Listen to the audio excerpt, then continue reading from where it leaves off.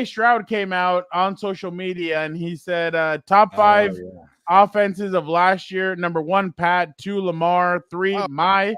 I love the confidence. 4, Josh Allen. You And misspelled 5, myself. Pat. I want that to be known. So that's what he came up with. And I've been noticing on social media, some fans aren't happy with how much CJ Stroud is talking. Why?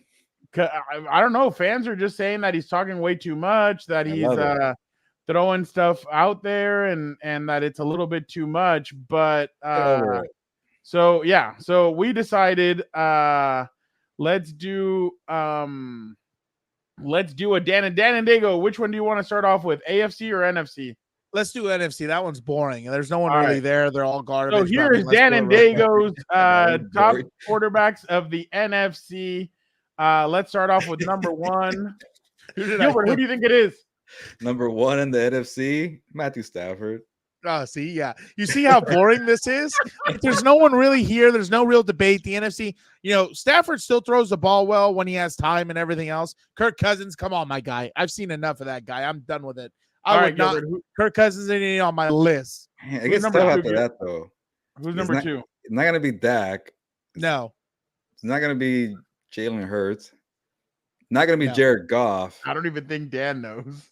I know. Not going to be Kyler Murray. I'll tell you that right now. I'll tell you that. It's not your list. It's my list. He'd be Baker number Mayfield. 1 for you. No. Oh, yeah, there you go. I give it Brock. I like Brock. I like Brock a little more than Jared. I think he gives you a little bit more, but they're very similar in the sense that they need a run game and defense to be successful. You kind of saw in the Super Bowl some missed throws, bad reads, and other things like that. I still like Brock, especially for the price tag. Shit, I'd take him over a lot of these other fools if I was creating a franchise.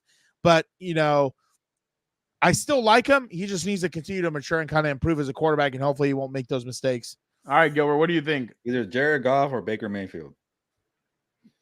There we go. You had to have told him. No. I just know you. I know you're. See, I like Jared Goff. Or sorry, let me rephrase. I don't like him, but he does exactly. He does the same thing exactly that you have. What's his name do? Brock Purdy. Good defense, run the football. That's how he's going to be successful off the play action and everything else. You saw that at the peak of the Rams with him in 2018 or whenever it was when they went to the Super Bowl 19. And that's what it takes. But he balled out. I'll give him credit. I think in the NFC Championship or the divisional, I can't remember which, came up short. But to me, to pay him, over $50 million, that's a little bit much of a price tag for me for what you're getting. But I mean, it is what it is. Baker. Yeah, I like Baker. But he's another guy kind of coming up. He needs to protect the football better. That's my biggest problem with him. He turns the football over. He threw a pick to lose in oh my God, Jorge. Oh my God. He turned the ball over to end their playoff run and everything else, but he's solid. He's kind of starting to find his groove again, everything else. I don't know how much they paid him. That's the only thing I forgot, but he's solid. Not the hype of a number 1 overall, but Jordan Love, number 5. Get that trash out of here. Wow. Get that trash out of here. As long as LaFleur's in Green Bay, I will never rate anything out of there. You're going to ding Jordan Love for his career until he leaves on the LaFleur? Exactly. LaFleur's going to be out after next year. You watch, we're not going to do diddly squat this year. Okay. But Jalen Hurts, he's all right. He's athletic. He can run the football. He gives you a little bit of that two-way go. I still think personally he needs to improve a little bit on the vision and the passing and everything else. But, he's solid. The year they went to the Super Bowl, very solid. But, again, needs a run game, needs a defense, and that's why in the NFC, for me, it was a little bit, there's no real pure passers besides, I don't have a problem besides Stafford. Oh, here we go. Here's where he's going to have a heart attack. Oh, well, Justin Herbert, number 1. Get out of here, obviously. Just look at him. Just put pause. Look at that man right there. The golden locks, the golden arm. My guy's a dog. No one's better than Justin Herbert. And this is what I always say. I understand, okay? I understand. Everybody calm down. Son of Odin has the 12th man. He already has 5 to 6 rings right now. You put the Son of Odin on some of these teams with the 12th man, he's already, eclipsed Brady. We wouldn't even know who he is at this point. But in all seriousness, this is my thing. Why I would always take him over Mahomes. If you put Mahomes' career versus Herbert, just look at where they were drafted. Mahomes was middle of the round, went to an already division-winning Chiefs, playoff, contending Chiefs, compared to Herbert getting drafted at 6 because God bless Miami pissing their pants and getting the wrong one. And he's coming to a losing team. And since from college, right, I think he had 4 different head coaches, 4 coordinators. On top of that, he gets the NFL. He's on his third head coach, 4th defensive coordinator or offensive coordinator. And, his career has been a lot harder. He's had to overcome a lot more than what Mahomes has in Kansas City. Now, I'm talking about just pure passing ability and everything else. I'm not talking about accolades because contrary to everybody's belief, this is still a team sport. The quarterback plays a role, but not the biggest role. That's the lineman, but I'm not going to get into it. But I will always take the son of Odin because everything he's had to overcome. Gilbert, who do you think is number 2? Damn. Joe Burrow. Oof. Even though Dan's going to kill me. Oh, you're going to have a 23. Damn. I should have. Dan's going to kill me for the picture I used. Oh, your ass. You're a scumbag. Just skip this. Let's keep going. Did you really pick him? Yeah. Okay. Okay. Let me put my objective hat. Let me put my objective hat a little bit. Okay. I think Mahomes is good. I hate the hype. I think he's been carried. He's what? I think a lot of things are shielded. And that's the other thing. He's had a Hall of Fame winning head coach, a Hall of Fame bound head coach, great offensive mind of the game. He got to sit a year. I think he only said a year. Yeah, and they were on the up and up since then. Herbert has not had that. He was thrown in the fire. He's had to figure it out. And on his journey to figure it out, he's had coaching changes, change, that change, injuries in and out. I'll play this clip over and over again.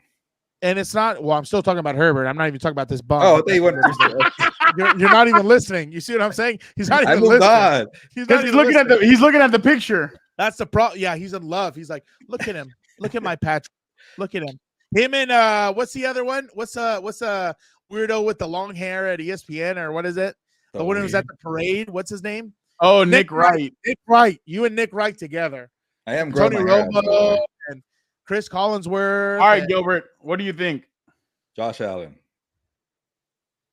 See, I do like Josh Allen. I think the only problem with him, he turns the ball over, plays hero ball, and I don't know if that's a him decision making or lack of coaching on their part, because again, it pisses me off that he should have put the Chiefs away, not being an idiot, taking the first down, kill the clock and everything else. But again, I don't know if that's coaching or if that's this fool being a dumbass trying to be a hero. And that's the problem. It's like you have to play within the game and understand there's more to the game than when we're going off of last season. Burrow was hurting all of last year. That's why he's not on the list.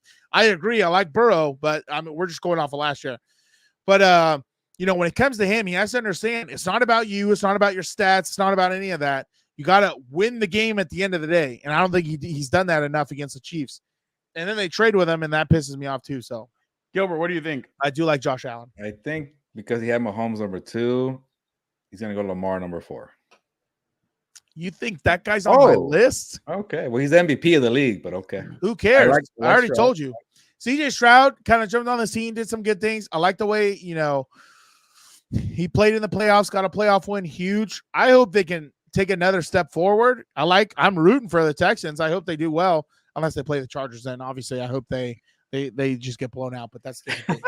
But I think they're on the up and up. I think some of these guys that were drafted last year, I can't remember obviously at the top of my head. He looks like a good pocket passing quarterback, which again, I don't care if people call me an old man and this and that and that. I would still bet or still know pocket passers at the end of the day is what wins you games. You can't have the guy scrambling because either then they're going to sack themselves or they're going to get into more trouble and you can get turnovers and everything else. We each got to understand. We need a most hated. Oh, that would be pretty okay. Next week, Dan will come out with his list of overrated quarterbacks. 5 worst of the AFC, 5 worst of the NFC. If you guys are all for it, let's just do overall. Yeah, the NFC has nothing. Half of the NFC list would be on next week for sure too. but yeah, no. CJ Stroud. CJ Stroud looks solid. I hope he continues. So we'll see. He looked pretty good. You know, the crazy stuff about CJ Stroud is, Gilbert, Shane Day is now gone from there, and now he's with well, we'll see if he has a little drop off. Back with the Chargers. And Number 5, Gilbert, what do you think? Oh, well, no Lamar. Burrow got hurt. There might be Lamar. I don't even remember, honestly. Oh, then Lamar Jackson. Yeah. Oh, yeah, there we go. Yeah, and you know why we put him in here? Because, like you said, he's MVP, but I'm still not a huge Lamar guy. I think he needs to improve a lot of in the passing game, his vision and everything else, you know. And, again, this is what I'm talking about, where he has all the athletic ability and throwing ability you would want. He can chuck the football and everything else.